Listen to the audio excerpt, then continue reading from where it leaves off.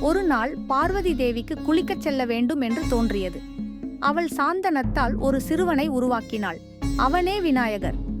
பார்வதி கூறினாள், நான் குளிக்கப் போகிறேன், யாரையும் உள்ளே அனுமதிக்காதே என்று.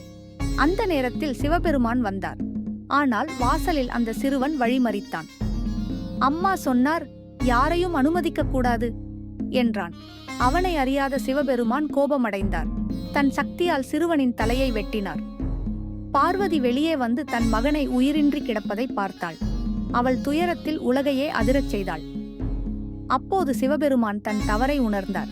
வடக்கு திசையில் கிடைத்த யானையின் தலையை எடுத்து சிறுவனின் உடலுடன் இணைத்தார். அவன் மீண்டும் உயிர் பெற்றான்.